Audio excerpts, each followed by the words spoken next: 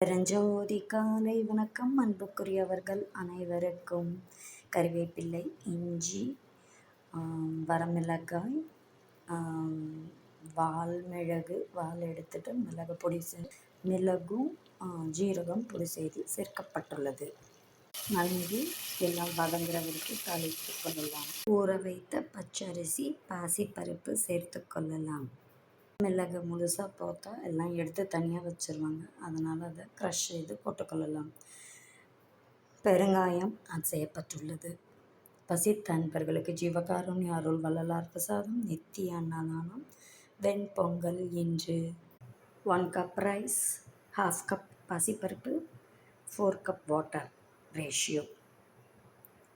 நன்கு கொதித்த பிறகு சிம்மில் வைத்து 20 மினிட்ஸ் குக் செய்து 1 hour கழித்து சர்வ் பண்ணிக்கலாம். ஆயிலும் கீயும் ஒன்றா சேர்த்துருக்கோம் பேஸ்லேயே.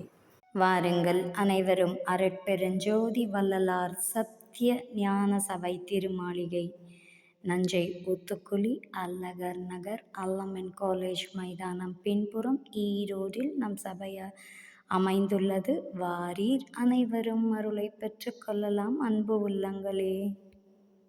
அரட்பெருஞ்சோதி அரட்பெருஞ்சோதி தனிப்பெருங்கருணை அரட்பெருஞ்சோதி கொல்லா நெறி குவலயமெல்லாம் ஓங்குக. பொங்கலுடன் கருவேப்பிள்ளை சட்னி இன்று அனைவருக்கும். பருப்பு, உளுத்தம் பருப்பு, மிளகு, புளி, வரமிளகாய், தேங்காய் எல்லாம் நன்கு கோல்டு கலராக ஃப்ரை ஆனதும் கருவேப்பிள்ளை சேர்த்து கொள்ளலாம்.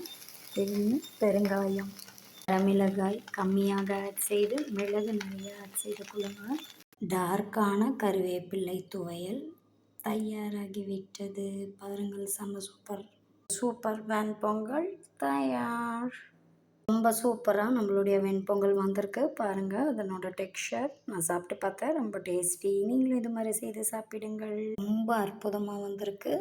நாளை மற்றொரு காணொலியில் சந்திப்போம்.